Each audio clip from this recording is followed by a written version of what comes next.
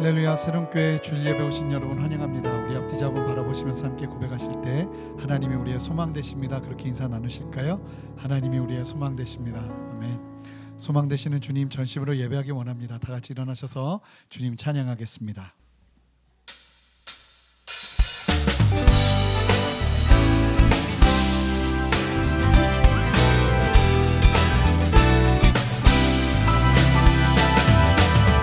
주의 보혈을 의지하며 다가오니 주님 영광 받으시고 이 시간 우리 안에 역사하여 주시옵소서. 우리 함께 선포합니다. 예수 십자가, 예수 십자가에 우리 비로소 그대를 씻기어 있는가. 더러운 죄이게 하는 능력은 그대는 참이지 않은가. 예수의 보혈로 그대는 씻기어 있는가. 마음속에 여러가지 죄악이 깨끗이 씻기어 있는가. 주 예수와 밤낮으로 늘 함께 그대는 행동을 하는가. 아무 때나 어디서나 그대는 십자가 붙들고 선포합니다. 예수의 보혈로, 예수의 보혈로 아멘. 그대는 씻기어 있는가.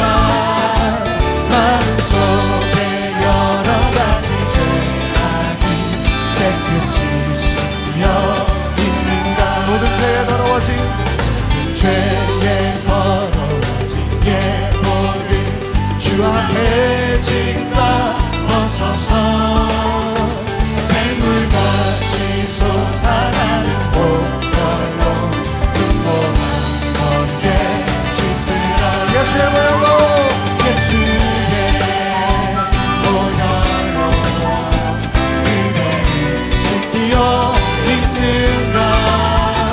마음속에 여러가지 죄악이 깨끗이 씻기어. 함께 선포합시다. 예수의 보혈로, 예수의 보혈로 그대를 씻기어 있는가. 마음속에 여러가지 죄악이 깨끗이 씻기어 있는가. 할렐루야. 할렐루야. 우리 안에 역사하시는 주 보혈의 권세를 찬양합니다. 주님 영광 받으시옵소서.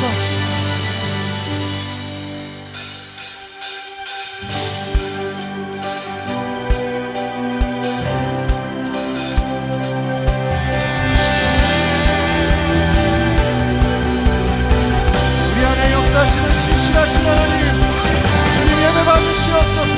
할렐루야.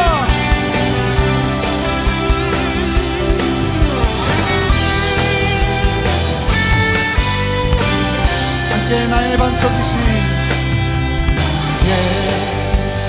반석이시나 행하신 모든 것 완전하신 아멘. 나의 생명 되신 하나님 행하신 그 찬양합니다. 선포합시다. 신실하신 하나님, 실수가 없으신 좋으신 나의 주. 신실하신 하나님, 실수가 없으신 좋으신 나의 주. 나의 반석이신 하나님,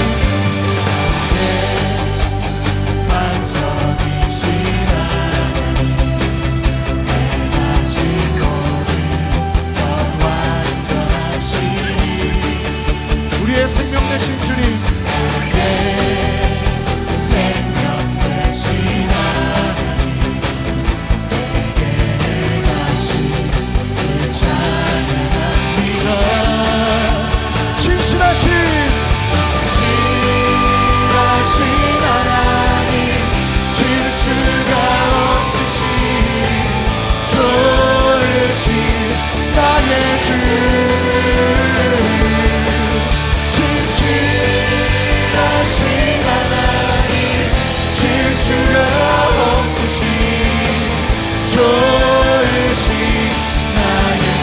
함께 신실하신 하나님,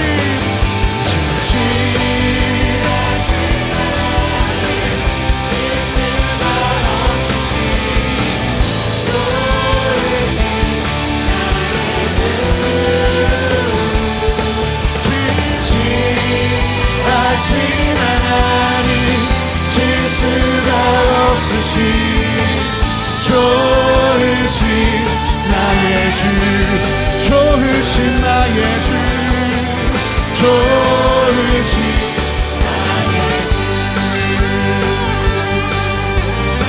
우리 함께 선포합니다. 예수, 예수, 감사하리 주의 보혈, 축복 속에 우린 자유를 노래해. 예수, 감사하리 주의 승리 안에 우린 구원을 노래해. 함께 선포합시다.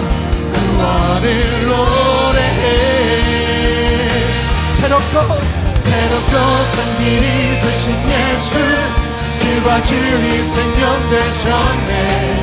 우리 주의 자녀 삼으셨네. 자유를 노래할 때 선포합니다. 주의 하나님 찬양, 주의 하나님 찬양, 승리하시고 구속하신 주님 찬양해. 주의 하나님 찬양, 주의 하나님 찬양, 승리하시고 구속하신 주님 찬양해. 우리 자매님들 먼저 선포합니다. 예수,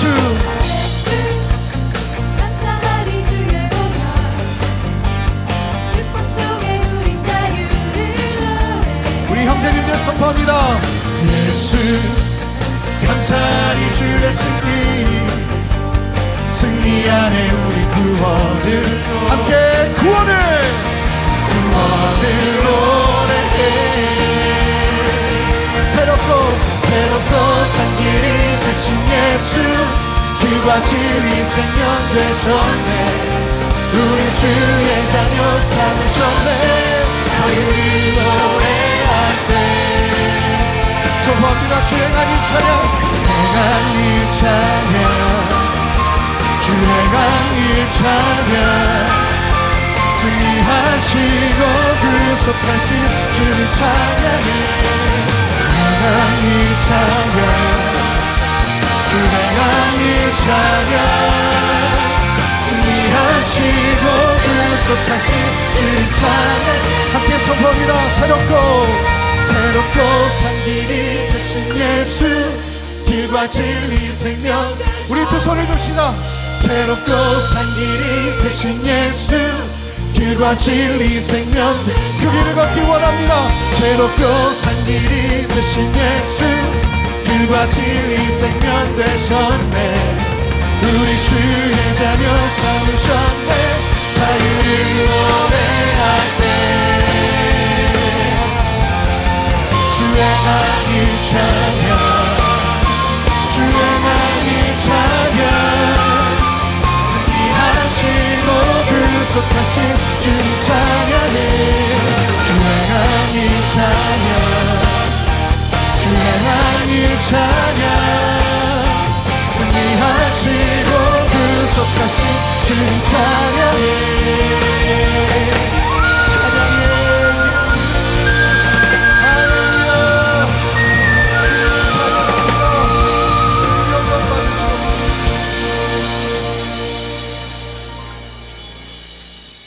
자리에 앉아서 계속 주님 찬양하며 나가겠습니다.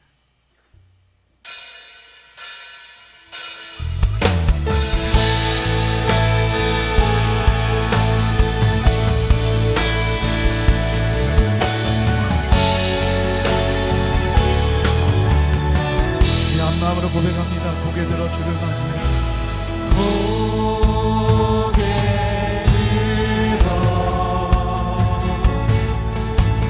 주를 맞이해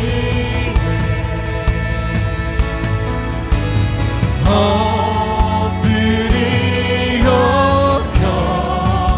경배하며 찬양. 왕의 위엄을 왕의 위엄을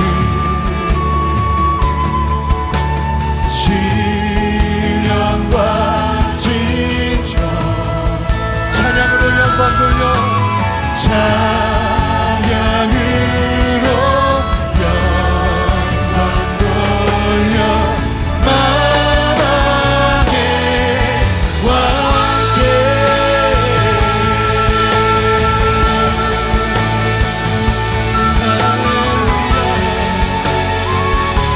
우리 한 마음으로 선포합니다. 고개 들어 주를 맞이해 고개 들어 주를 맞이해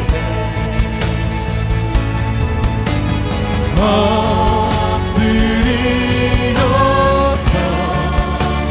경배하며 주님께 영광 왕의 위엄을 신령과 진정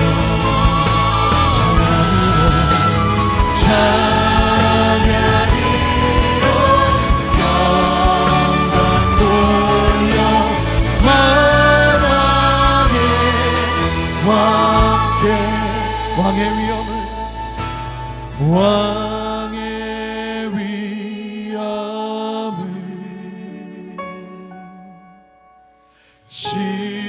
신령과 진정한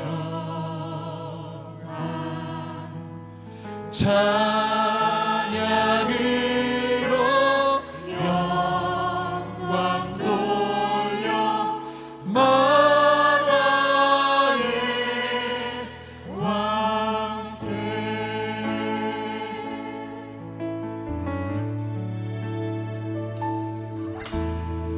예수 나의 존치로자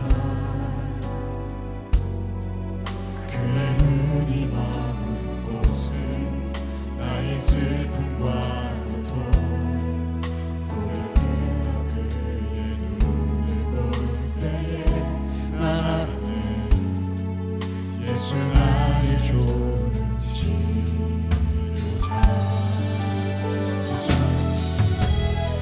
예수 나의 존치로자 그의 손길이 닿는 곳은 나의 상처와 아픔 영원히 흐를 것 같았던 눈물 다 멎었네 예수 나의 치료자 함께 고백합니다. 나 노래하리라 나 노래하리라 전한 나를 돌아보시 구세주를 찬양해 하늘 닿는 곳까지 내 손 들리라 예수 나의 치료자 고백합니다. 예수 나의 존치료자 그의 눈이 머문 곳은 나의 슬픔과 고통 고개 들어 그의 눈을 볼 때에 난 알았네 예수 나의 존치료자 예수님 나의 존치료자 예수 나의 존치료자 주님의 손길이 닿는 곳은 나의 상처와 아픔 영원히 흐를 것 같았던 눈물 다 멎었네 예수 나의 치료자 나 노래하리라 나 노래하리라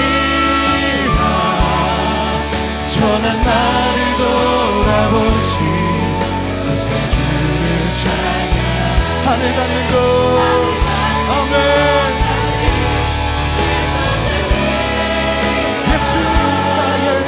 예수 나의 치료자. 나 노래하리라.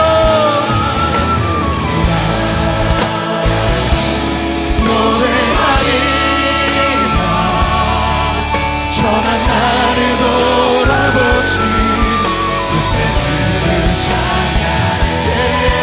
하늘 닿는 곳까지 내 손을 들어. 예수 나의 치료자. 하나님 나라 임하소서. 하나님 나라 임하소. 영광과 존귀 능력과 위엄 놀라운 사랑의 기적의 하나님 지금 이곳에 오소. 우리 두 손을 높이 들고 주놓고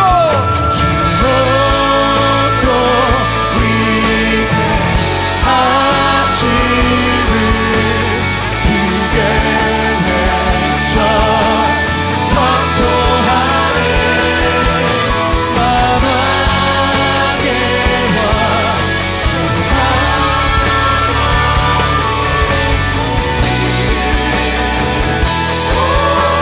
우리 목소리 높여. 하나님 나라 임하소서. 하나님 나라 능력과 위엄 놀라운 사랑의 기적의 하나님 지금 이곳에. 다시 한번 선포합시다. 하나님 나라 이곳에 임하시옵소서. 하나님 나라 임하소서. 영광과 존귀 능력과 위엄 놀라운 사랑의 기적의 하나님 지금 이곳에 오소서. 우리 함께 주님 앞에 기도할 때 하나님, 기적의 하나님, 능력의 하나님, 치료의 하나님, 우리가 고백한 것보다 더 크고 위대하신 하나님을 말씀 가운데 예배 가운데 누리기를 원하오니 하나님 이곳에 임재하여 주시옵소서. 나의 심령에 임재하여 주시옵소서. 그렇게 주의 은혜를 사모하며 한 마음으로 기도하며 나가겠습니다. 함께 기도하시겠습니다. 주님 우리 안에 역사하시는 하나님의 그 크고 위대하심을 찬양합니다. 하나님 우리 손끝에 있는 무언가를 바라보는 것이 아니라 우리의 찬송받게 합당하신 주님만을 믿음의 눈으로 바라보며 나갈 때 주께서 행하시는 역사와 능력을 보기를 원하오니 주님 역사하시옵소서. 온 열방과 민족과 세계 가운데에서 높임을 받게 합당하신 하나님 아버지, 이 시간 하늘의 문을 여시고 이곳 가운데 성령의 불로 충만하게 임하여 주시옵소서. 성령 임재 속에서 우리 모두가 주의 보좌 앞에 간절함으로 나아가오니 우리에게 예배용을 부어 주옵소서. 우리의 만족이 아니라 하나님 한 분만을 높이는 예배를 드리게 하여 주옵소서. 하나님 주 앞에 나아갈 때에 죄로 인해서 성소 앞에서 조금이라도 머뭇거리고 있다면 오직 예수 그리스도의 보혈로 머리부터 발끝까지 덮어주셔서 그 보혈로 주님께서 거하시는 아름다운 곳 지성소에 들어가게 하여 주옵소서. 그래서 그 주님의 입술에서 선포되어지는 진리의 말씀을 듣게 하여 주셔서 그 진리가 우리 모두를 세상의 거짓 메시지와 거짓 위로와 거짓 만족으로부터 온전히 자유케 하여 주옵소서. 우리 삶의 생수의 근원이 되시며 참된 만족 되신 오직 주님 한 분만을 사모하게 하여 주옵소서. 우리의 귀가 오늘 말씀을 통해서 주의 음성을 듣게 하여 주시고 우리의 눈이 찬양 가운데 임하신 주의 얼굴을 보게 하여 주옵소서. 우리의 손이 말씀을 통해서 주님을 만지게 하여 주옵소서. 하나님 이 땅 가운데 새로운 교회를 세우셔서 감사합니다. 새로운 교회를 통해서 온 열방과 민족 가운데 하나님의 축복이 넘쳐흐르게 하여 주시고 세상에 가난하고 소외된 자들에게 말과 혀가 아니라 오직 행함으로 십자가의 사랑이 전파되게 하여 주옵소서. 그래서 저희 새로운 교회 모든 성도들이 삶을 통해서 세상 속으로 열방 속으로 미래 속으로 들어가 사도행전 29장을 써내려가게 하여 주옵소서. 예수 그리스도의 살과 피에 참여하는 성찬을 통해서 십자가의 죽음이 우리의 차의 죽음이 되게 하여 주시고 그리스도의 부활로 우리 모두가 새로운 피조물로 부활하게 하여 주옵소서. 말씀을 들고 단위에 서시는 한옥 목사님을 성령으로 기름 부어 주셔서 이 입술을 통해서 사람의 말이 아니라 하나님의 능력의 말씀이 선포되어지게 하여 주옵소서. 그래서 말씀을 듣는 저희 모두가 말씀 앞에 자복하며 마음을 찢고 회개하며 말씀대로 살아가기 위해서 어떠한 대가라도 지불하는 영적인 몸부림을 치는 제자의 삶을 살게 하여 주옵소서. 오늘도 우리의 눈을 열어서 주의 귀한 법을 보며 우리의 귀에 할례를 베풀어 주셔서 주의 생명의 말씀을 듣게 하여 주옵소서. 주님께서 오늘 예배를 통해서 주실 레마의 말씀을 온 마음을 다해 갈망하고 갈망하며 살아계셔서 역사하시는 우리 주 예수 그리스도 이름으로 기도드립니다. 아멘. 할렐루야. 주일 3부 예배 나오신 성도님들을 주님의 이름으로 환영하고 축복합니다. 오늘 예배를 통해서 특별한 하나님의 은혜를 경험하시기를 기도합니다. 옆에 있는 분들 보시면서 이렇게 축복하시겠습니다. 성령 충만하십시오. 성령 충만하십시오. 이제 예배에 참여하신 모든 분들을 축복하고 환영하는 시간을 갖도록 하겠습니다. 우리 함께 서로를 바라보며 고백하겠습니다. 축복합니다.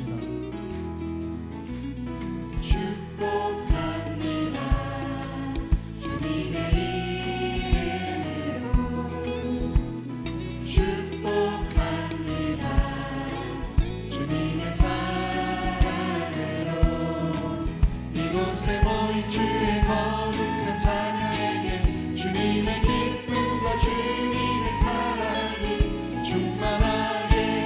충만하게 넘치기를. God bless you, God bless you.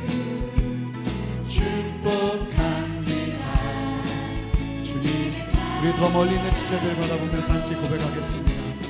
God bless you, God bless you. 축복합니다. 주님의 사랑으로. 우리 박수로 서로를 격려하며 축복하겠습니다. 잠시 광고 말씀 드리겠습니다. 2019년 전도 축제가 당신은 하나님의 걸작품입니다라는 주제로 11월 10일 주일에 진행됩니다. 우리를 향한 하나님의 계획을 모르는 분들에게 전하는, 하나님을 모르는 분들에게 귀한 시간이 되기를 원합니다. 11월 10일에는 가능하시다면 3부와 4부에 초대해 주시면 감사하겠습니다. 특별히 지난주부터 전도팀 부스에서 초청에 관련된 전도 카드와 펜던트 십자가를 나누어 드리고 있습니다. 예배 후에 방문하셔서 도움을 받으시기를 바랍니다. 또한 이번 전도 축제 전에는 교회가 생소한 초청자들과 좋은 관계를 맺게 하는 마태 파티가 진행됩니다. 초청자를 초대하기를 원하시는 분들은 전도팀 부스에서 신청해 주시기 바랍니다. 자세한 내용은 주보를 참조해 주시면 감사하겠습니다. 새가족 89기 4주차 교육 및 수료식이 현재 진행 중에 있습니다. 아울러 90기 새가족 1주차 교육은 11월 3일에 진행됩니다. 성경 귀납법적으로 성경을 공부하는 커피 브레이크 화요 저녁반과 수요 주간반에서 신청자를 모집합니다. 이번 과정은 화요 저녁반은 디도서와 빌레몬서를, 수요 주간반은 야고보서를 통해서 함께 은혜를 나누게 됩니다. 자세한 일정은 주보를 참고해 주시고 관심 있는 성도님들의 많은 신청을 부탁드립니다. 셔틀팀에서 함께 하실 성도님들을 초대합니다. 교회를 깊이 사랑하는 분들의 많은 지원을 부탁드리고 신청은 안내 데스크에서 해주시기를 바랍니다. 11월 새로운 큐티 책자가 새롭게 나왔습니다. 예배 후에 모바일 서점에서 구입하실 수 있고 현금으로 구입하기를 원하시는 분들은 안내 데스크를 이용하시기 바랍니다.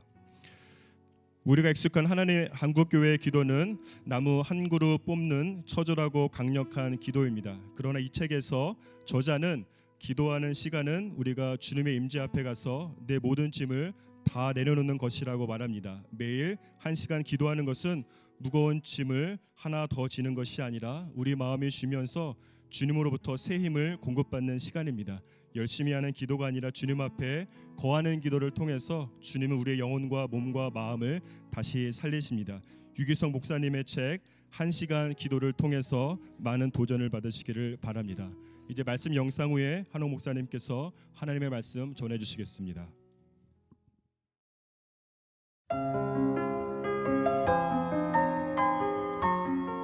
요셉이 형들을 압박하다. 창세기 42장 1절에서 25절 말씀입니다.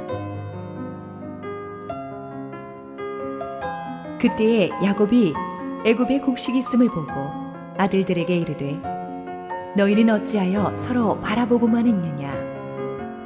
야곱이 또 이르되 내가 들은즉 저 애굽에 곡식이 있다 하니 너희는 그리로 가서 거기서 우리를 위하여 사오라.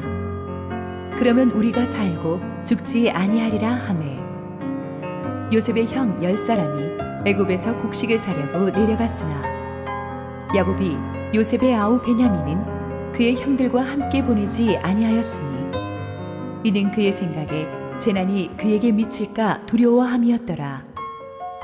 이스라엘의 아들들이 양식 사러 간 자 중에 있으니 가나안 땅에 기근이 있음이라. 때에 요셉이 나라의 총리로서 그 땅 모든 백성에게 곡식을 팔더니 요셉의 형들이 와서 그 앞에서 땅에 엎드려 절하매 요셉이 보고 형들인 줄을 아나 모르는 체하고 엄한 소리로 그들에게 말하여 이르되 너희가 어디서 왔느냐. 그들이 이르되 곡물을 사려고 가나안에서 왔나이다. 요셉은 그의 형들을 알아보았으나 그들은 요셉을 알아보지 못하더라. 요셉이 그들에게 대하여 꾼 꿈을 생각하고 그들에게 이르되 너희는 정탐꾼들이라. 이 나라의 틈을 엿보려고 왔느니라. 그들이 그에게 이르되 내 주여 아니니이다. 당신의 종들은 곡물을 사러 왔나이다. 우리는 다 한 사람의 아들들로서 확실한 자들이니 당신의 종들은 정탐꾼이 아니니이다. 요셉이 그들에게 이르되 아니라 너희가 이 나라의 틈을 엿보러 왔느니라. 그들이 이르되 당신의 종 우리들은 12 형제로서 가나안 땅 한 사람의 아들들이라. 막내 아들은 오늘 아버지와 함께 있고 또 하나는 없어졌나이다. 요셉이 그들에게 이르되 내가 너희에게 이르기를 너희는 정탐꾼들이라 한 말이 이것이니라. 너희는 이같이 하여 너희 진실함을 증명할 것이라.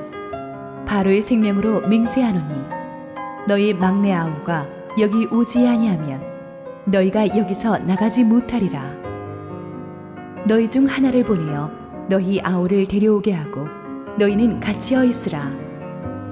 내가 너희의 말을 시험하여 너희 중에 진실이 있는지 보리라.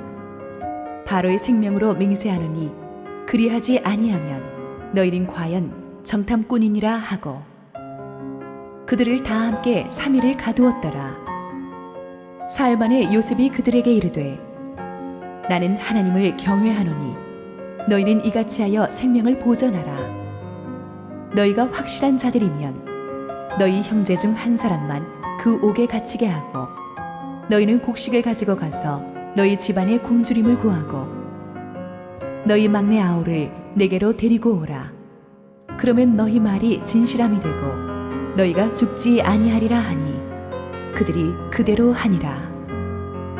그들이 서로 말하되 우리가 아우의 일로 말미암아 범죄하였도다.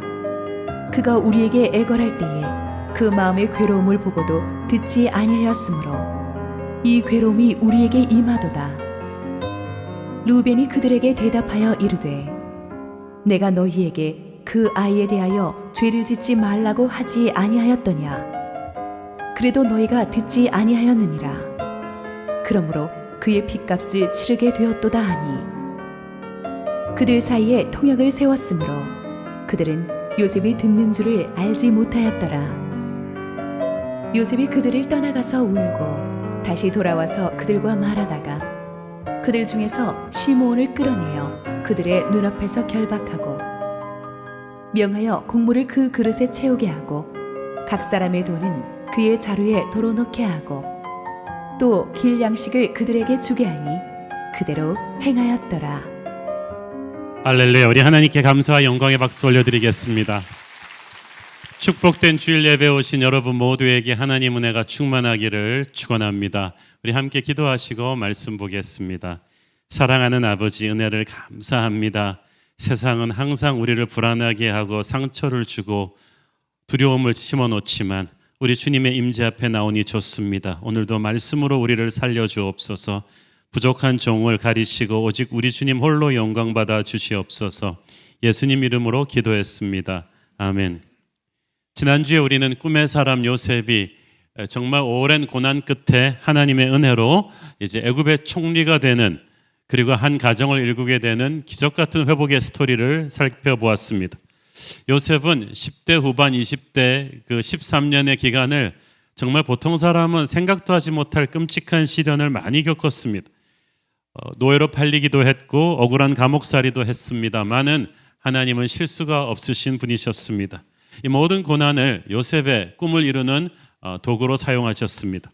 요셉이 조각품이라면 고난은 하나님이 쓰신 정과 망치였습니다. 이 모든 고난을 통해서 하나님의 꿈을 감당할 만한 인물로 하나님이 요셉을 빚어가고 계셨습니다. 예기치 않은 폭풍이 계속 요셉에게 밀어닥쳤지만 결과적으로는 그 폭풍으로 인해서 폭풍이 없었다면 결코 갈 수 없는 놀라운 위치에 요셉이 이르게 되었습니다. 로마서 말씀 중에 하나님을 믿는 자에게는 모든 것이 합력하여 선을 이룬다는 말씀이 있는데 요셉의 인생이야말로 그 말씀에 기가 막힌 시련이 아닌가 생각합니다. 요셉의 인생을 보면은 특징이 있는데 요셉이 참 원망이 없어요. 전혀 자기가 예측하지 못했던 시련을 계속 겪으면서도 결코 하나님 원망하거나 사람을 원망하지 않습니다. 여러분, 이게 굉장히 중요합니다. 우리가 어떤 태도로 인생을 사는가가 중요합니다. 그냥 광야를 견디는 것이 아니라 요셉처럼 원망이 없이 항상 기뻐하고 감사하면서 이 광야의 시간을 견디는 것이 진짜 하나님의 사람입니다. 하나님의 꿈을 품은 인생도 요셉처럼 억울한 시간을 많이 겪을 수가 있는데 하나님의 사람은 원망하거나 불평하지 않고 이 시간을 견딥니다. 하나님을 믿기 때문이죠. 우리가 이해할 수 없는 이 힘든 사건들을 하나님이 퍼즐 조각으로 다 묶어서 큰 그림을 완성하신다는 것을 믿는 거예요. 그래서 상황이 이해가 돼서 견디는 게 아니라 선하신 하나님을 믿고 견딥니다. 요셉은 어릴 때부터 꿈을 먹고 자란 사람입니다. 그것도 자기의 꿈이 아닌 하나님의 꿈을 먹고 자랐습니다. 그 꿈 때문에 형제들의 오해를 사고 미움을 사기도 했지만 요셉은 결코 하나님이 주신 꿈을 놓지 않았습니다. 그 꿈 속에 담긴 하나님의 감동을 마음에 새기고 있었어요. 어떤 어려운 상황 속에서도 하나님이 주신 꿈을 붙들고 놓지 않는 것, 그러니까 그 꿈을 가진 사람답게 인생을 감사하며 살아가는 것, 이런 태도가 복받는 비결입니다. 좋은 태도를 갖고 있으니까 하나님이 항상 요셉과 함께 하시는 것을 우리가 볼 수 있습니다. 요셉의 인생을 설명하는 성경 말씀에 보면 하나님이 그와 함께 하심에라는 단어가 자주 나옵니다. 그것은 하나님이 특별히 요셉은 총애하셨다는 뜻도 됩니다. 늘 함께 다니셨습니다. 하나님이 늘 요셉과 함께 하시니까 요셉 안에 있는 지혜와 총명과 능력이 10배, 100배로 살아났습니다. 우리들 안에 복받을 수 있는 요소들이 많이 있는데 태도가 안 좋으면, 자꾸 우리가 원망하고 불순종하면 그것들이 사라져버려요. 그러나 요셉이 감사와 신실함의 태도로 살아가니까 요셉 안에 있는 복받는 요소들이 전부 다 살아나가지고 정말 엄청난 축복의 결론에 그를 데려다 놓는 것입니다. 여러분도 힘들고 어려운 상황 속에서도 늘 감사하고 원망하지 않는 좋은 태도를 갖기를 축원합니다.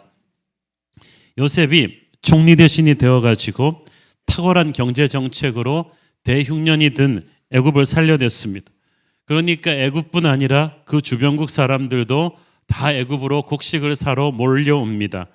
1절 2절 읽습니다. 그때 야곱이 애굽에 곡식이 있음을 보고 아들들에게 이르되 너희는 어찌하여 서로 바라보고만 있느냐. 야곱이 또 이르되 내가 들은즉 저 애굽에 곡식이 있다 하니 너희는 그리로 가서 거기서 우리를 위하여 사오라. 그러면 우리가 살고 죽지 아니하리라 하매. 자, 카메라가 다시 20년 전에 그 요셉이 떠나왔었던 이 고향 가나안 땅 야곱의 집으로 옮겨갑니다. 야곱이 살던 가나안 땅에도 이 대흉년이 덮쳐서 70명에 달하는 야곱 일가가 정말 굶어 죽게 생겼어요. 그래서 야곱이 이제 형들을 애굽으로 보내서 그 곡식을 사오게 합니다. 하나님께서 이 무서운 흉년을 형들과 요셉이 다시 만나는 계기로 사용하셨습니다. 그러니까 요셉도 모르고 요셉의 형들도 모르는데 전혀 생각하지도 못한 방법으로 하나님의 손에서 역사가 전개되고 있습니다. 3절 4절 읽습니다. 요셉의 형 10사람이 애굽에서 곡식을 사려고 내려갔으나 야곱이 요셉의 아우 베냐민은 그의 형들과 함께 보내지 아니하였으니 이는 그의 생각에 재난이 그에게 미칠까 두려워함이었더라. 10사람이니까 베냐민을 제외한 야곱의 아들들 전부가 애굽으로 곡식을 사러 가게 되었죠. 야곱의 아들들이 총 출동한 이유는 식구들 먹을 입이 많으니까 한 사람이라도 더 가서 곡식을 최대한 가지고 사갖고 돌아와야 했던 거예요. 게다가 흉년이라서 사방에 강도떼들이 많아서 이렇게 많이 가야지 오고 가는 길의 안전을 어느 정도 보장할 수가 있을 것입니다. 근데 야곱이 막내 베냐민을 같이 보내지 않아요. 여기서 베냐민을 요셉의 아우라고 언급한 것은 요셉과 베냐민은 야곱이 사랑했던 죽은 라헬의 소생이기 때문이에요. 20년 전에 이 아들들의 거짓말로 인해서 야곱은 요셉이 죽은 줄로 알고 살아왔습니다. 그때 받은 충격이 너무 심해서 따라 죽고 싶다고 할 정도였잖아요.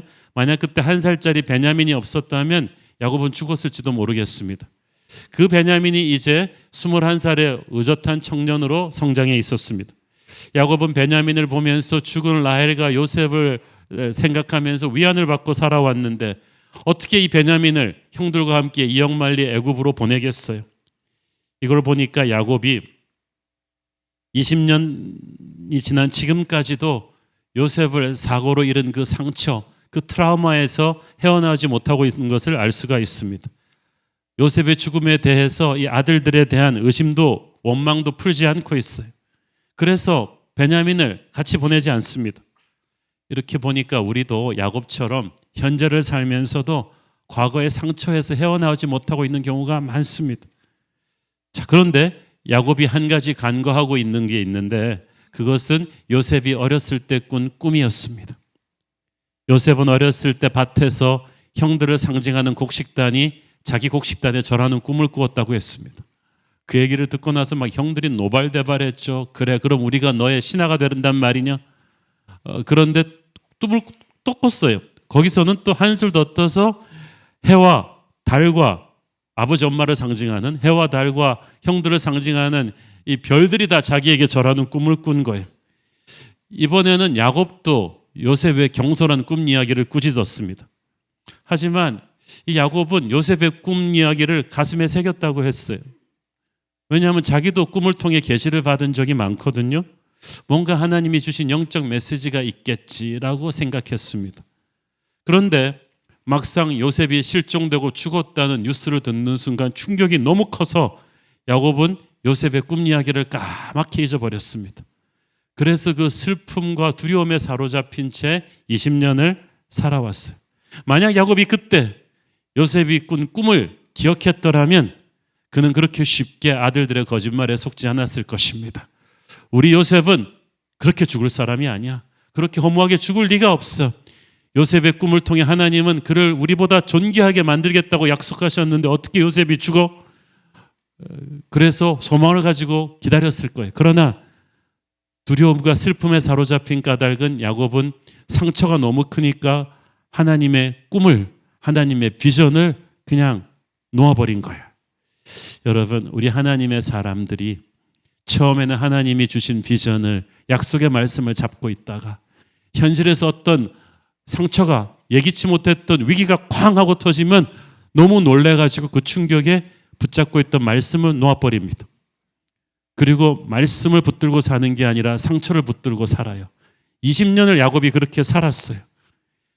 요셉의 꿈, 하나님의 꿈을 잊으면 우리는 상처의 노예가 되어서 그렇게 살게 되는 것입니다. 저는 여러분이 상처에서 헤어나와서 하나님의 꿈을 회복하기를 바랍니다. 6절 읽습니다. 때 요셉이 나라의 총리로서 그 땅 모든 백성에게 곡식을 팔더니 요셉의 형들이 와서 그 앞에서 땅에 엎드려 절하며. 자, 그래서 이제 요셉의 형들이 한 달 가까이 되는 거리를 여행해 가지고 가나안에서 애굽까지 왔어요. 그들이 그런데 성경은 간단하게 말하지만 이 요셉을 만났다는 게 기적 같지 않습니까? 애굽이 우리 동네가 아니에요. 그렇게 조그맣지 않아요. 엄청나게 광대한 제국이에요. 그 제국의 바로 왕의 직속인 최고의 실권자가 요셉입니다. 그러면 애국 국민들한테도 쌀 나눠주는 게 인구가 수백만인데 전 세계에서 모여드는 수십 수백만의 사람들 곡식 나눠주는 현장에 어떻게 총리가 일일이 가 있겠어요? 그런데 어떻게 만났단 말이에요? 다 수많은 동네 관리들이 집정관들이 나눠주고 있을 텐데 하나님의 섭리로 부지런한 총리 대신 요셉이 곳곳을 순찰하다가 스테이션마다 아마 시찰을 했겠죠. 그래서 우리식으로 따지면 오늘은 용산구, 오늘은 양천구, 오늘은 강남구, 서초구 이렇게 스테이션을 가는 중에 그날 아침에 희한하게도 강남구 가던 요셉의 발길을 하나님께서 돌리셔가지고 아니야, 오늘은 서초구 우면동이야. 그래가지고 갑자기 총리 시찰 코스가 일로 바뀐 거예요. 하나님의 역사죠. 그리고 희한하게 형들도 갈 수 있는 그 수많은 스테이션 중에서 어떻게 길을 잃고 헤매다가 들어와가지고 온 게 서초구 우면동 스테이션이에요. 거기서 딱 했는데 그러니까 거의 서울에서 김서방 찾기 확률로 만난 거예요. 하나님의 섭리죠. 그리고 요셉이 잘들 하고 있나? 잘들 하고 있어 하고 딱 보고 있는데 눈길이 저기서 저 10명의 이상한 인간들이 딱 보이는데 발걸음만 보고도 알았어요. 형들인 거야. 오래전에 요셉이 꾸었던 꿈이 하나님의 섭리로 시줄과 날줄처럼 얽혀서 이렇게 탁 이루어졌어요. 9절에 보니까 요셉이 그들에게 대하여 꾼 꿈에 대해서 생각했다고 했어요. 영어 성경에 보니까 he remembered, 기억했다고 했어요. 그러니까 형들이 자 총리 대신 요셉이 딱 그래서 형들을 보는 순간 시침 뚝 떼고 담당 집정관한테 자네 조금 비키지, 오늘은 내가 여기서 한번 직접 해보겠네. 그러니까 총리가 왔으니까 당장 의전과 경비가 달라지겠죠. 그냥 청와대 경호실이 달라붙지 않겠어. 수백 명의 병사들이 쫙 도열하면서 갑자기 살벌해졌는데 요셉이 직접 곡식을 나눠주기 시작한 거예요. 그 형들은 어쩔 줄을 모르고 왔는데 전부 다 엎드려. 그 당시 바로왕이나 요셉 같은 총리 대신은요 신적인 존재입니다. 감히 얼굴을 바라볼 수가 없어요. 전부 다 얼굴을 땅에 대고 엎드리지 않으면 죽음입니다. 그 형들은 어쩔 수 없이 요셉이 누군지도 알아보지 못하고 얼굴을 땅에 대고 엎드립니다. 요셉이 꿈을 생각했어. 20년 전에 형들의 곡식단이 자기에게 절하던 그 꿈을. 그 당시는 자기가 생각해도 황당한 꿈이었는데 이렇게 이루어질 줄 누가 알았겠어요? 그러면 요셉이 속으로 그래 내가 이겼어, 니들 다 죽었어 이랬겠어요? 아니에요. 순간 요셉의 가슴에 울컥하는 게 있었어요. 야, 그동안에 그 수많은 죽을 고비를 뚫고 하나님이 나를 여기까지 인도하셨구나. 여러분에게 하나님이 주신 비전을 비웃고 무시하는 사람들 때문에 위축되지 마십시오. 언젠가 하나님께서 여러분에게 그 비전을 이루어 주시는 놀라운 날에 모든 입술이 닫혀질 것입니다. 요셉의 형들이 요셉에게 절했다는 것보다 중요한 건 요셉과 형들이 만났다는 사실이죠. 요셉의 입장에서 보면 인생에서 가장 고통스러운 상처는 아마 어릴 때 형들에게 배신당한 상처일 거예요. 형제들끼리 싸우는 일은 다반사지만 아무리 미워도 어떻게 동생을 인신매매시켜요? 머나먼 타국으로? 성경은 너희 형제를 사랑하라 그러고 너희 원수를 사랑하라 그랬는데 왜냐하면 그놈이죠. 형제가 원수였어요, 요셉에게는. 그런데 요셉이 형들을 마음으로 용서합니다. 왜냐하면 요셉은 하나님의 사람이니까. 용서는 사람의 힘으로 할 수 없는 것이니까. 오직 성령께서 하시는 것이니까. 근데 그렇지만 그렇다 하더라도 실제로 만나서 화해하기 전까지는 아직 용서가 완성된 것은 아닙니다. 반대로 요셉의 형들의 문제는 죄책감입니다.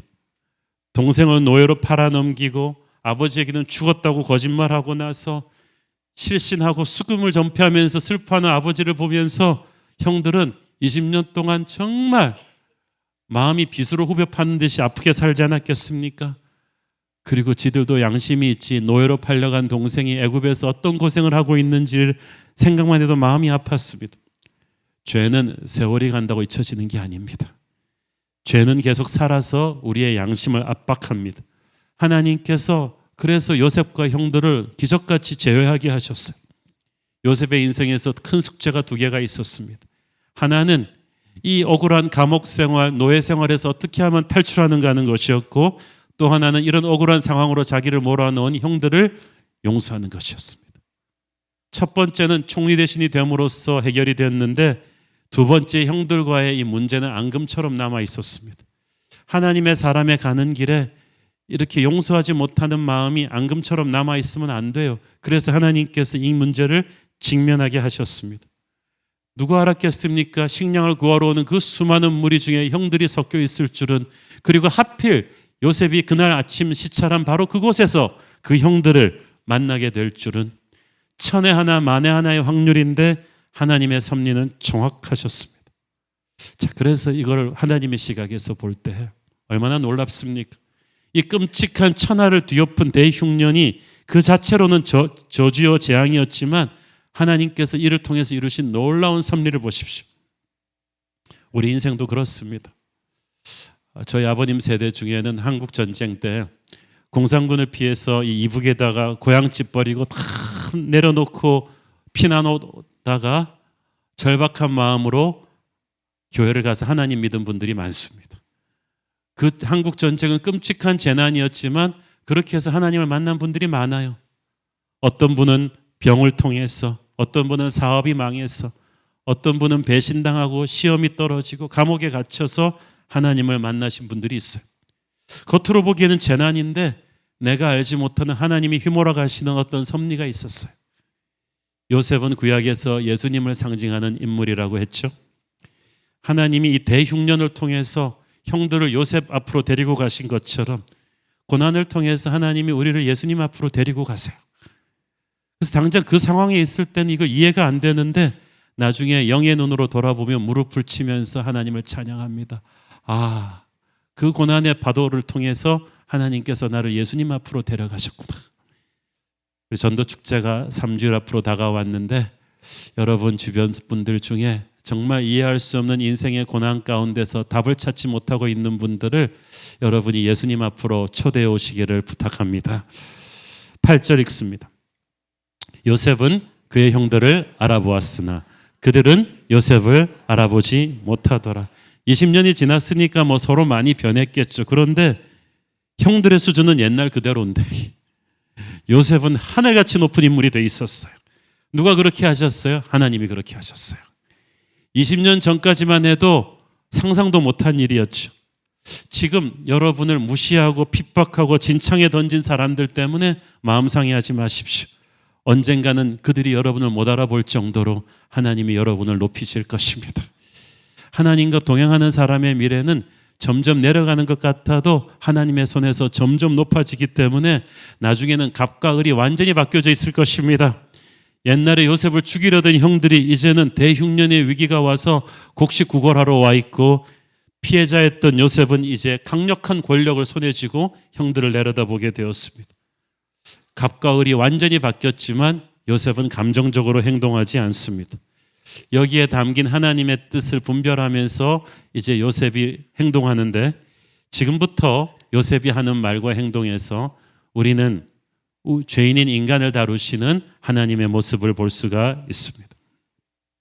우리의 죄가 예수님을 십자가에 못 박게 했지만 주님은 우리를 용서하셨어요. 형들의 죄가 죄 없는 요셉은 노예로 팔아넘겼지만 요셉은 이미 마음으로 형들을 용서했습니다. 자, 그런데 요셉이 형들을 용서했다면, 그리고 형들을 알아봤다면 20년 만에 만났으니까 형님 그러고 그냥 막 드라마처럼 울면서 쫓아가서 막 서로 안아야 마땅한데 요셉의 입에서는 충격적인 말이 튀어나옵니다. 완전 반전이죠. 9절 읽습니다. 요셉이 그들에게 대하여 꾼 꿈을 생각하고 그들에게 이르되 너희는 정탐꾼들이라 이 나라의 틈을 엿보려고 왔느니라. 야, 여러분 이 말이 그 당시 얼마나 무서운 말이냐 하면요, 고대 제국에서 그 누가 백을 써도 빠져나올 수 없는 죄가 두 개가 있는데 하나는 반역을 일으키는 영모죄고 또 하나는 정탐꾼이에요. 둘 다 걸리면 뼈도 못 추립니다. 증거가 있건 없건 상관없어요. 특히 권력자의 입에서 제 반역자다 혹은 정탐꾼이다 이 말이 튀어나오는 순간 없는 자백도 하게 만들어요. 거의 안 죽을 정도의 고문을 하고 이제는 인생 끝났다고 보는 게 좋습니다. 그런데 생전 처음 보는 애굽의 절대 권력자의 입에서 너희 정탐꾼 아니야? 이 말이 나오는 순간 모두가 존경하는 하나님의 지혜를 가진 사람 요셉이에요. 모든 애굽인들이 그를 존경하고 사랑하는데 갑자기 요셉의 입에서 그 말이 튀어나오는 순간 어떻게 했어요? 그 자리에 있던 모든 애굽인들이 특히 군인들이 창과 칼을 들이대면서 서슬퍼런 눈으로 요셉의 형들을 결박지어서 무릎 꿇렸을 것입니다. 한마디만 떨어지면 이제 운명이 끝날 판이에요. 요셉도 사람인지라 복수를 좀 하고 싶었을까요? 분풀이를 좀 하고 싶어서 그랬겠습니까? 그런 건 아닌 것 같아요. 요셉이 만약에 여기서 바로 정체를 밝히고 형 저 요셉이에요 그랬더라면 형들은 너무나 놀랬겠죠. 그리고 놀램이 가라앉기도 전에 형님 제가 형님들 다 용서했습니다 이랬더라면 그 믿겠어요.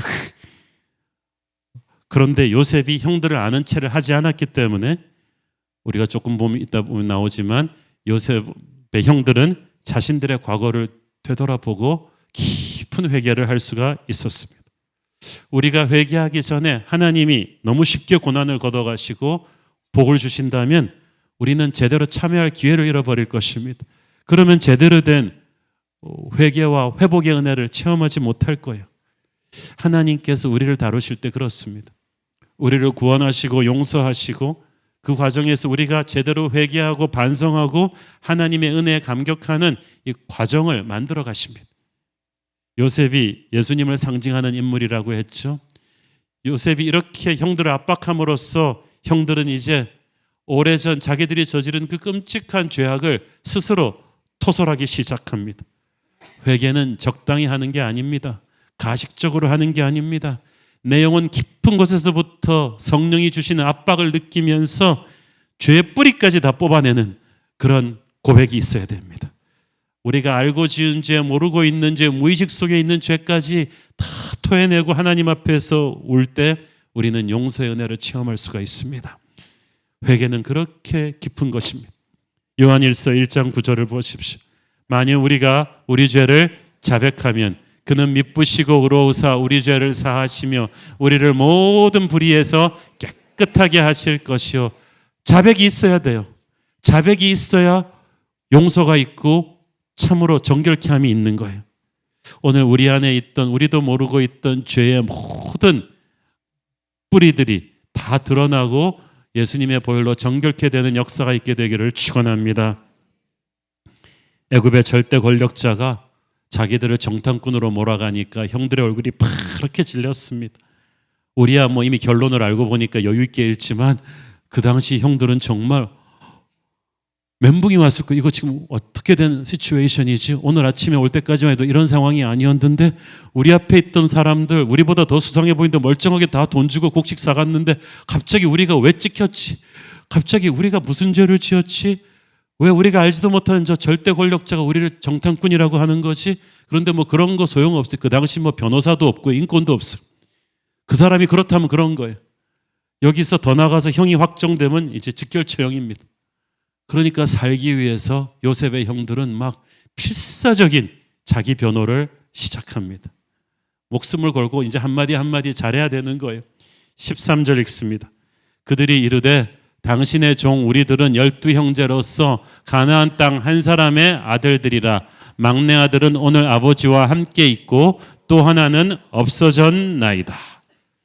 그들이 왜 이 얘기를 합니까? 우리가 한 형제요 한 사람의 아들이다. 왜냐하면 어떤 사람이 잡혀 죽을지도 모르는 정탐꾼 임무의 아들들 전부를 보내겠느냐. 말이 안 되지 않냐는 거예요. 그러면서 우리의 신분이 확실합니다라는 걸 증명하기 위해서 그 다음부터 물어보지 않은 말까지 막 합니다. 집에 남아있는 동생이 하나 더 있어요. 또 한 명의 동생은 없어졌어요. 설마 노예로 팔았다는 말은 못하겠고 없어졌어요. 막내 동생은 아버지랑 집에 함께 있어요. 이 이야기를 통해서 요셉이 모르고 있던 두 가지 사실을 확인하죠. 아버지가 살아계시네. 우리 베냐민도 잘 있네. 이 사실을 확인했어요. 하지만 시침이 뚝 떼고 계속 형들을 압박합니다. 14절 17절까지 쭉 읽어보면 요셉이 청천벽력 같은 말을 합니다. 너희들 전부 다 여기 갇혀 있어. 한 명만 내가 석방할 테니까 니들 말이 사실이라면 고향에 가서 막내 아우 데려와. 그때까지는 전부 감옥에 갇혀 있어야 된다. 그리고 진짜로 감옥에 가둬버렸어요. 정말 무서운 얼굴을 한 수백 명의 애굽의 병사들이, 지금 애굽 병사들은 영문을 모르고 진짜 지금 스파이로 형들을 대하는 게 막 후들겨 패면서 막 감옥으로 데려갑니다. 형들이 그리고 감옥에 툭 갇혀서 생각을 해보니까 사흘 동안 갇혀 있으면서 이제 자기들이 어떻게 될 건가 생각하니까 대책이 안 써요. 애굽에서 가나안까지 아무리 빨리 가도 한 달이에요. 갔다 오면 2달이에요. 그러면 한 사람 갔다 오는 동안에 그들이 갇혀 있는데 아버지가 베냐민을 얼마나 사랑하는 줄 아는데 자기들 다 죽다 해도 베냐민을 보낼 것 같지가 않은 거예요. 그럼 아버지가 안 보내면 어떻게 되지? 우리는 여기서 계속해서 갇혀 있고 게다가 그냥 곱게 갇혀 있을 것 같지 않아요. 정탐꾼 혐의를 뒤집어 썼으니 고문이라도 당하면 어떡하지? 일이 이렇게 되면 항상 안 좋은 쪽으로 막 상상이 되거든요. 요셉은 본대기를 보여주려고 그랬으면 진짜 한 몇 년 가뒀을 텐데 3일 동안을 가둡니다. 형들로 하여금 괴로워하면서 자기들의 죄를 돌아볼 수 있는 시간, 계기를 만들어주고자 했습니다. 그래서 그들이 괴로워했지만 그것은 성령께서 허락하신 시간이었어. 그들이 지금 상황을 헤어나올 수 있는 길은 아무것도 없었어요. 절대적으로 무기력합니다. 옛날 요셉이 그들의 손에 팔려서 노예로 올 때 무기력했던 것처럼 사흘 후에 감옥 문이 열리고 총리 앞으로 다시 끌려갑니다. 새파랗게 질려 있는데 요셉이 사흘 전과는 다른 제안을 내놓죠. 내가 생각해 봤는데 내가 자비를 베풀겠다. 너희들 전부 여기다 갇혀 있을 필요는 없다. 한 명만 내가 인질로 잡겠다. 나머지는 돌아가라. 가서 내가 곡식도 충분히 줄 테니까 가서 일단 식구들의 굶주림을 면하게 해라. 단 막내아를 데리고 다시 돌아와야 된다. 그렇지 않으면 여기 갇혀 있는 애는 죽는다. 그뿐 아니라 너희들 모두 죽을 것이다. 그렇죠. 만약에 이 말대로 한다면 세계 제국의 책임자 총리 대신이 화를 내면은요, 야곱 일가족은 전부 다 이제 수배령이 떨어질 수가 있어요. 제국 전체. 어디를 가도 아무것도 못하게 될 거예요. 그러니까 요셉의 그 이야기를 듣는 순간 형들은 억장이 무너졌어. 야, 다 돌아가는 건 좋은데 정말 아버지가 베냐민을 풀어줄까? 데리고 가라 할까? 베냐민 못 데리고 오면 우리 갇혀있는 저 동생은 어떻게 되는 거지?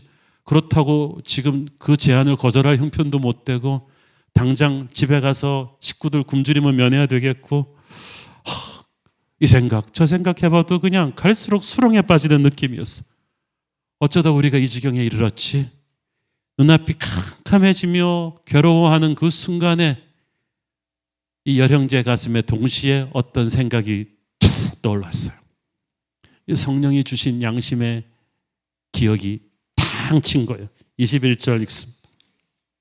그들이 서로 말하되 우리가 아우의 일로 말미암아 범죄하였도다.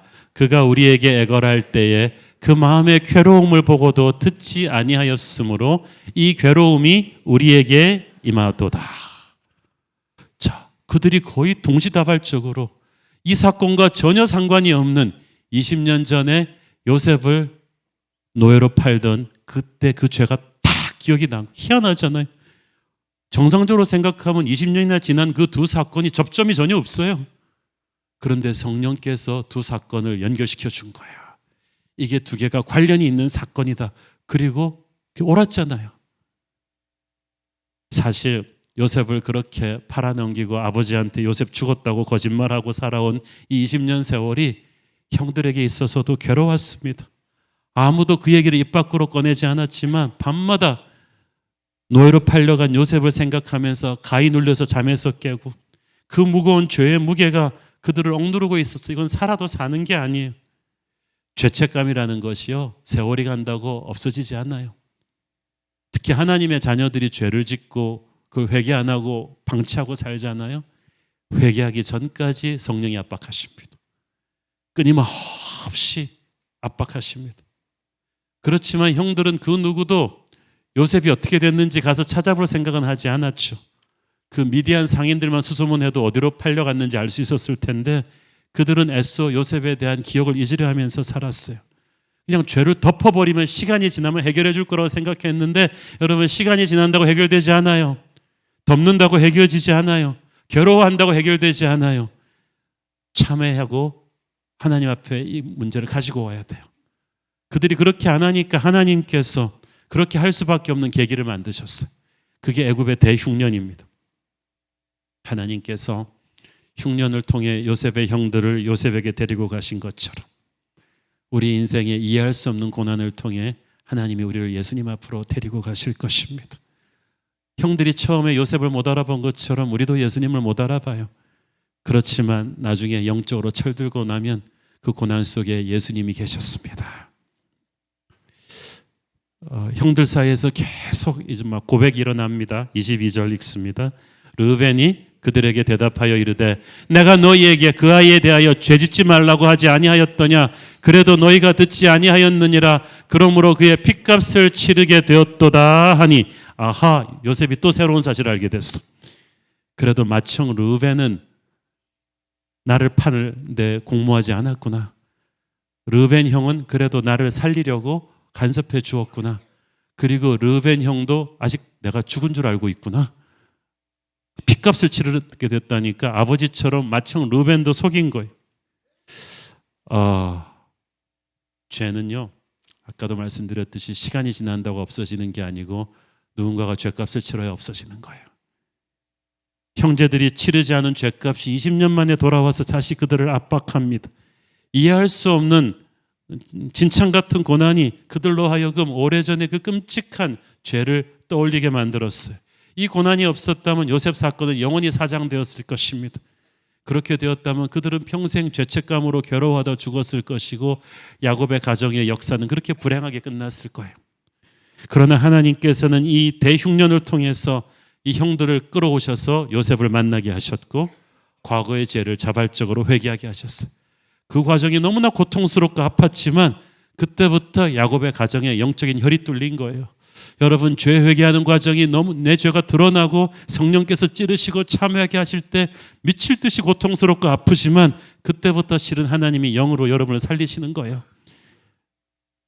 하나님께서 야곱의 가정에 이제 수술을 시작하셨습니다. 22절에서 르벤은 우리가 아우의 핏값을 치르게 되었다고 하는데 그들이 무슨 핏값을 자기 힘으로 치르겠어요. 우리의 죄값을 치르시는 분은 예수 그리스도이십니다. 죄 없으신 그분이 우리를 위해 십자가에서 돌아가셨고 그 십자가 보혈의 힘이 우리를 죄의 사슬로부터 끊어냈음을 믿으시길 바랍니다. 우리는 한시도 그 십자가의 용서의 고마움을 잊어서는 안 됩니다. 24절 읽습니다. 요셉이 그들을 떠나가서 울고 다시 돌아와서 그들과 말하다가 그들 중에서 시므온을 끌어내어 그들의 눈앞에서 결박하고, 요셉은 형들의 회개를 듣고 뒷방으로 가서 많이 웁니다. 진짜 착한 사람이에요. 예수님이 진짜 착한 분이에요. 우리의 죄가 주홍같이 붉어도 우리가 주님 앞에 와서 통회 자복하며 회개하면 우리 주님도 같이 우시면서 우리를 어여삐 보십니다. 하지만 그렇다고 우리를 완전히 거룩하게 만드는 작업의 손길을 멈추신 건 아니에요. 요셉이 울고 나서 나와서는 또 형들에 대한 압박을 계속하죠. 왜냐하면 이게 단순한 복수가 아니에요. 이미 용서했지만 이를 통해서 하나님께서 아직 형들 안에 이루고자 하시는 일이 있으셨어요. 형들이 20년 전 자신들의 죄를 처음으로 드러내고 인정하고 미안한 마음을 갖기 시작했는데 이건 시작이에요. 회개예요. 본론은 아직 시작되지도 않았어요. 왜냐하면 회개는 일시적인 미안하다는 감정이 아니거든요. 뼛속 깊이까지 성령의 감동으로 내가 뒤집어져야 됩니다. 하나님의 눈으로 다 드러내고 통해 자복하는 때까지 이르러야 돼요. 시간이 걸려요. 요셉은 형들이 그런 깊이 있는 회개까지 들어가도록 그들을 계속 압박하고 있는 것입니다. 아니, 하나님이 요셉을 통해서 그렇게 하셨어요. 그래서 형들 안에 있는 모든 이 죄의 찌꺼기들이 다 토해낼 수 있도록, 그래서 하나님의 용서의 손길이 다 그것을 씻어낼 수 있도록 하시는 것이에요. 왜 이렇게까지 하시냐? 요셉의 형들이요, 비록 문제가 많은 사람들이긴 했지만 장차 하나님의 백성 이스라엘 12지파의 선조가 될 사람들이에요. 그러니까 거룩한 사명을 위해서 이들이 더러워진 채로 그대로 있으면 안 돼요. 뼈를 깎고 부숴서라도 이들을 거룩하고 정결하게 만들어야 되는 거예요. 하나님은 큰 그릇, 작은 그릇, 못생긴 그릇 다 쓰실 수 있지만 더러운 그릇은 쓰실 수 없어요. 하나님의 꿈을 이루는 도구가 되기를 원한다면 반드시 자기의 죄를 회개하고 십자가 보혈을 통과해야 되는 줄로 믿습니다. 보혈을 지나 하나님 품으로, 그 찬양이 그 말이잖아요. 하나님은 우리를 쓰시기 전에 우리 안에 있는 모든 죄를 다 드러내시고 정결하게 하실 것입니다. 그리고 우리를 쓰실 거예요. 이제 성찬식이 있는데 예수님의 보혈의 은혜가 저와 여러분 안에 있는 모든 죄를 씻어주실 줄을 믿습니다. 기도하겠습니다. 하나님 은혜 감사합니다. 오늘 요셉의 형들처럼 우리도 이해할 수 없는 고난을 통해 예수님 앞으로 감을 믿습니다. 십자가 보혈로 우리의 죄를 눈보다 더위게 씻어 주옵소서. 예수님 이름으로 기도했습니다. 아멘.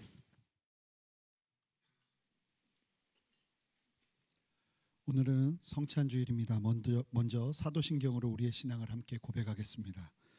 전능하사 천지를 만드신 하나님 아버지를 내가 믿사오며 그 외아들 우리 주 예수 그리스도를 믿사오니 이는 성령으로 잉태하사 동정녀 마리아에게 나시고 본디오 빌라도에게 고난을 받으사 십자가에 못 박혀 죽으시고 장사한 지 사흘 만에 죽은 자 가운데서 다시 살아나시며 하늘에 오르사 전능하신 하나님 우편에 앉아 계시다가 저리로서 산자와 죽은 자를 심판하러 오시리라. 성령을 믿사오며 거룩한 공회와 성도가 서로 교통하는 것과 죄를 사하여 주시는 것과 몸이 다시 사는 것과 영원히 사는 것을 믿사옵나이다. 아멘. 예수님께서 잡히시기 전날 밤 제자들과 함께 떡을 떼시며 주님은 이렇게 말씀하셨습니다. 이것은 너희를 위하는 내 몸이니 이것을 행하여 나를 기념하라. 십자가에 보이신 우리를 향한 예수님의 사랑, 모든 것들을 지키기까지 사랑한 그 사랑을 함께 깊이 누리는 시간 되기를 소망합니다. 함께 분병하겠습니다. 나 같은 죄인 살리신 주의 놀라워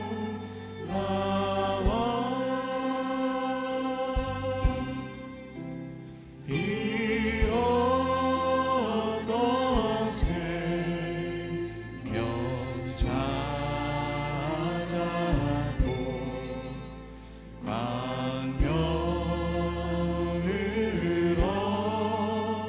얻었네. 그 죄 안에서 던지신 주의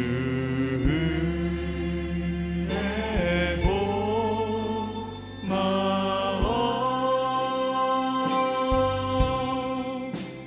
나 처음 믿는 그 시간 귀하고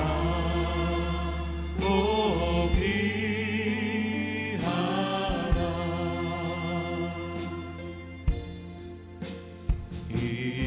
이제껏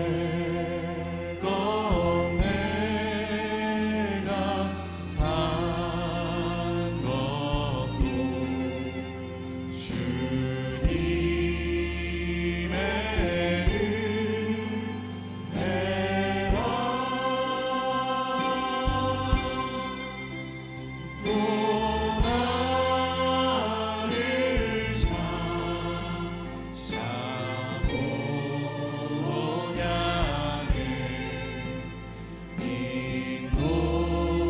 인도해 주시리. 이 땅에 오셔서 우리를 사랑하시되 죽기까지 사랑하신 예수님의 그 놀라운 사랑을 기억하며 나갑니다. 이 시간 십자가의 은혜를 깊이 누리게 하시고 예수님처럼 그렇게 그 은혜로 살아가게 하여 주시옵소서. 예수님 이름으로 기도합니다. 아멘. 함께 주님의 몸에 동참하시겠습니다.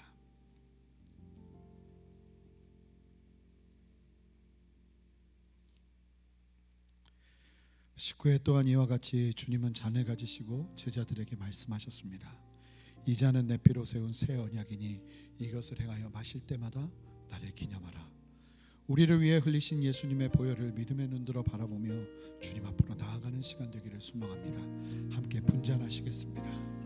샘물과 같은 보혈을 임마누엘 피로다.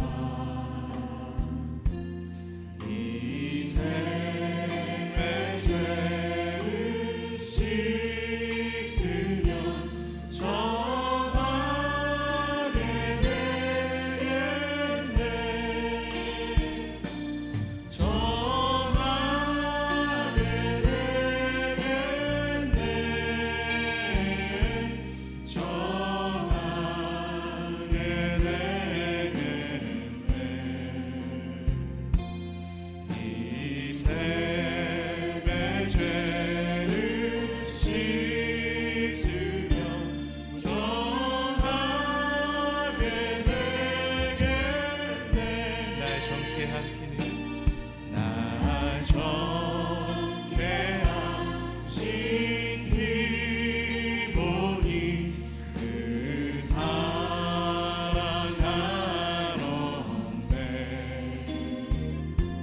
살 동안 받는 사랑을 늘 찬송하겠네.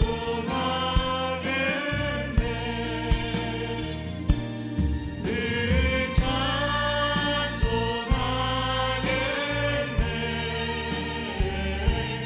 늘 찬송하겠네.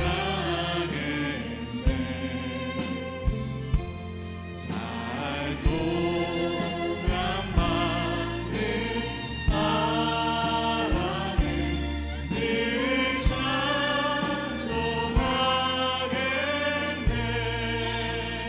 우리 함께 다 같이 잔을 가슴에 대고 기도할 때에 우리를 위해 찢기신 예수님의 몸과 흘리신 피를 기억하며 나가오니 주홍같이 붉은 우리의 죄가 예수 그리스도의 십자가의 공로로 깨끗이 씻은 바 됨을 믿음으로 바라보며 주님과 같은 삶 살아갈 수 있는 용기 더하여 주시옵소서.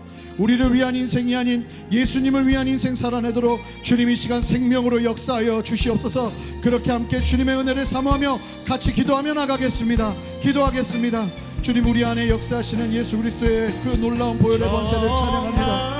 지키시기까지 다 흘리시기까지 사랑하신 주님의 그 놀라운 사랑 의지하며 나가오니 하나님, 주님의 그 한없는 사랑으로 우리를 채우시고 우리를 세우시고 우리를 온전케 하시는 역사를 보게 하여 주시옵소서.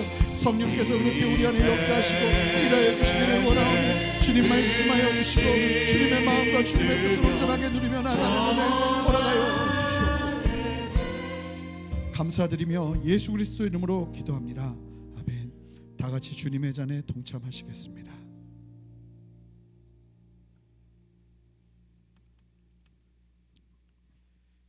함께 일어나셔서 봉헌 찬양하며 주님 앞으로 나아가겠습니다.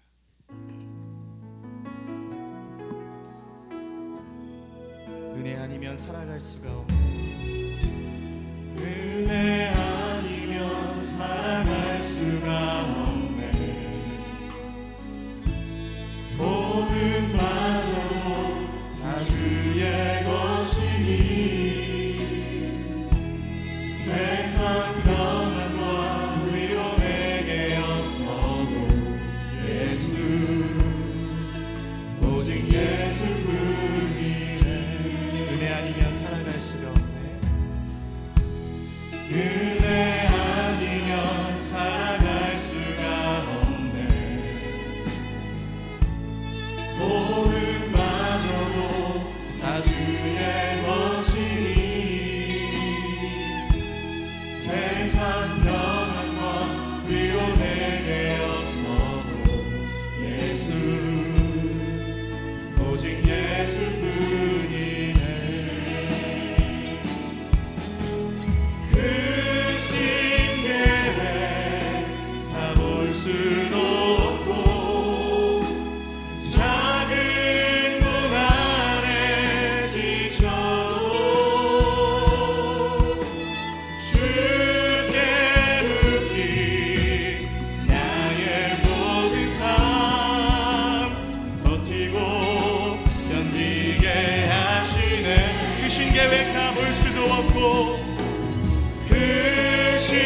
계획 다 볼 수도 없고 작은 고난에 지쳐도